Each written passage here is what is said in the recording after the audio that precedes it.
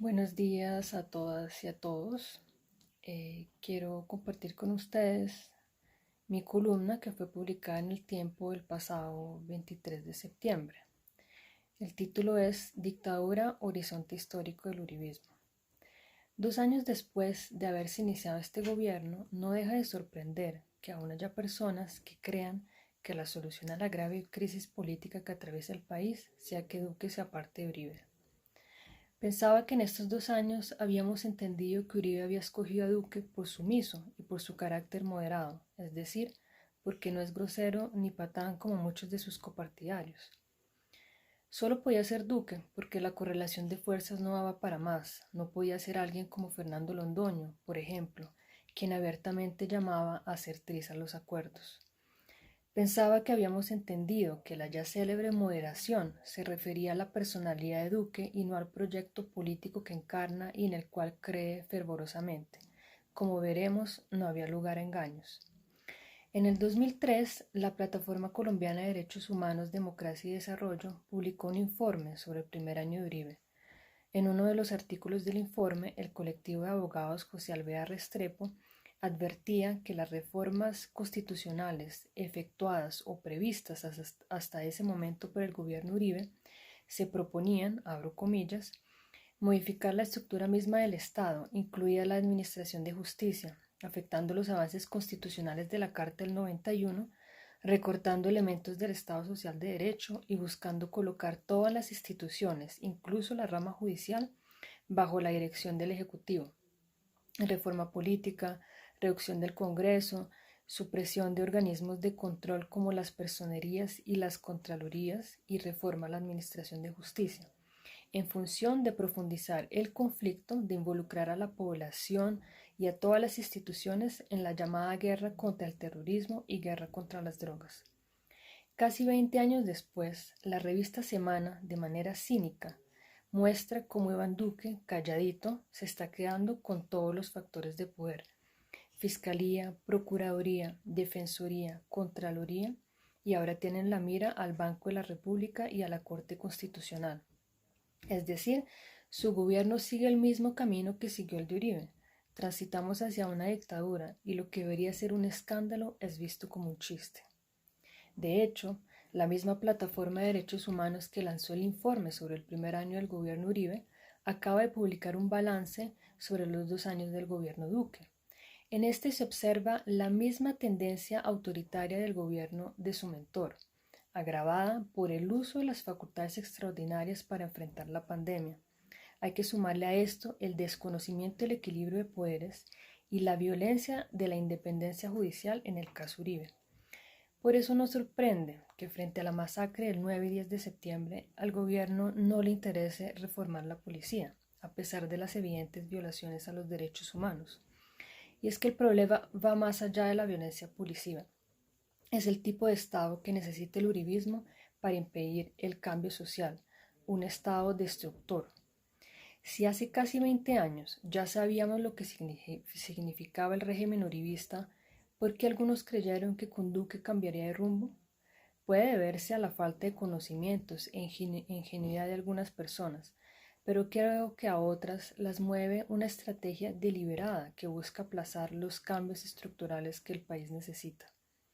En una de sus columnas, el filósofo brasileño Vladimir Safatli decía que el uso desmesurado del término populismo en el debate público, además de servir como término paraguas, pues cualquier fenómeno acaba siendo definido como populista, también sirve para separar tendencias políticas aparentemente opuestas en populismos de derecha y populismos de izquierda, algo que vimos muy claramente en las pasadas elecciones. Sin embargo, más avanza el gobierno Duque, más nos damos cuenta de que este no era comparable con el proyecto político adversario.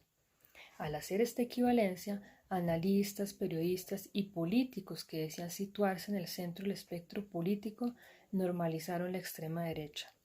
No era populismo de izquierda versus populismo de derecha, era democracia versus dictadura. Inútil seguir pidiéndole a Duque que se desmarque de Uribe, ese no es el debate. La cuestión es entender ¿Por qué el horizonte histórico del uribismo como proyecto político ha sido el tránsito hacia un régimen dictatorial? ¿Por qué el uribismo pretende modificar la estructura del Estado y revertir los avances establecidos en la Constitución del 91?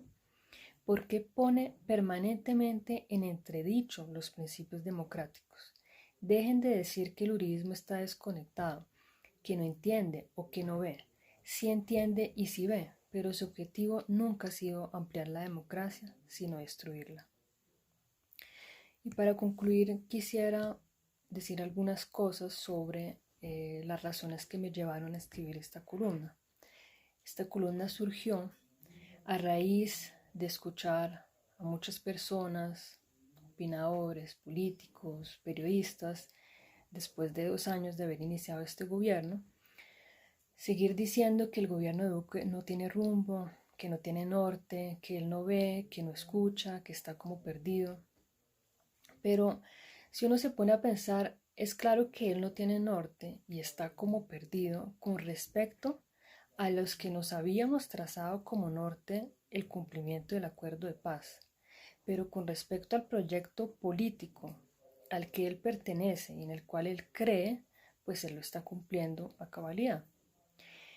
Tuve la oportunidad de escribir un artículo para el balance sobre los 2 años de Duque y al hacerlo volví sobre ese famoso informe del primer año de gobierno de Uribe, el embrujo autoritario. Y ahí recordé que lo que estamos viviendo ahora es muy parecido a lo que vimos hace casi 20 años. Entonces la pregunta es ¿por qué se está repitiendo? ¿Por qué vemos este autoritarismo exacerbado? Porque el proyecto político uribista es profundamente antidemocrático. El centro democrático no debería llamarse centro democrático, sino centro autoritario. Y el horizonte histórico, es decir, la dirección que el uribismo se ha trazado, es la dictadura, es la concentración del poder en una sola persona o en un solo grupo político. ¿Y por qué? Y yo creo que ese es el debate porque hay en estos últimos 20 años hay evidencia histórica de que eso es lo que está sucediendo y lo que ha sucedido. Entonces, ¿las razones cuáles son?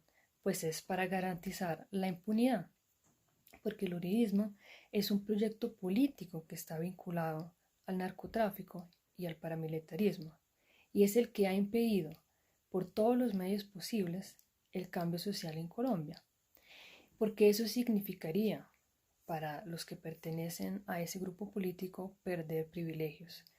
Entonces, yo repito, aquí no hay polarización, no hay dos grupos equivalentes que se oponen entre sí, sino un proyecto autoritario y una población que resiste. ¿Y a qué nos resistimos? En particular, a que nos sigan condenando a la guerra. Muchas gracias.